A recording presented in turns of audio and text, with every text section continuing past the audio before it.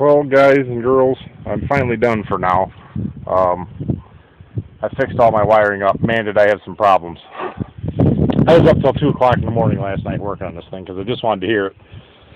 Well, I realized today when I got up that I had a really shoddy ground wire on this new Alpine amp that I just bought. MRP M500 amp. I had a really bad ground wire on that, so I fixed that. I put dual, this is only a 500 watt amp with small screw terminals, so I put dual 10 gauge ground wires and the single 10 gauge power wire, and then I got 10 gauge leads going to my subwoofers, to my 10s. And then, of course, I got this line driver. Well, then I realized, I thought the line driver didn't need much power, so I had only had these little like speaker wires in here, little tiny things. I don't know what gauge they are, 20 gauge or something. That's all I had in here for power. Basically, you know what you normally have for a remote lead, that's what I had on here for power wires. So I got rid of that and I put this 12 gauge to my line driver. So that shores that up. And then I've also figured out that where I had the ground running from my Alpine amp was running to my terminal down here. It had actually come loose from the connector I had it in, which I shouldn't have had a connector on it at all. I should have just had it in this terminal. But I had it in a connector and it fell out of there. So that's why I was having noise issues and stuff. So I just wanted to throw this up real quick. I've been out here working for a little while, just shoring my wiring up.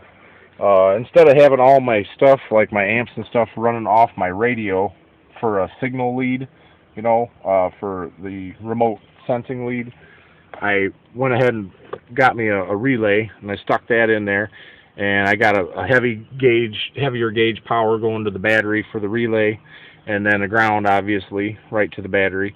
And then my remote lead from the radio comes to the relay to turn it on, and then the heavier gauge output from the relay goes out to turn on the amps and all that stuff. So if I turn the radio off, it turns everything off via this relay. So that I just did that so it wouldn't burn my radio up, you know. So I'm getting some things in here that are intelligent. But yeah, so I got, you know, I don't have the best wiring in this thing for what I've got. I probably should have a little better, and I need to upgrade at least this stuff on the bottom. But I got 4 gauge power with 175 amp fuse on the big guy, 2 gauge ground that runs right to here.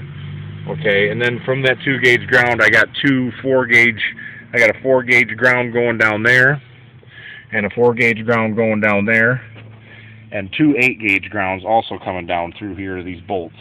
So I've got actually 4 ground cables going to this battery. And then from this battery to the front, I have 2 6 gauge leads running to the front with 2 100 amp fuses.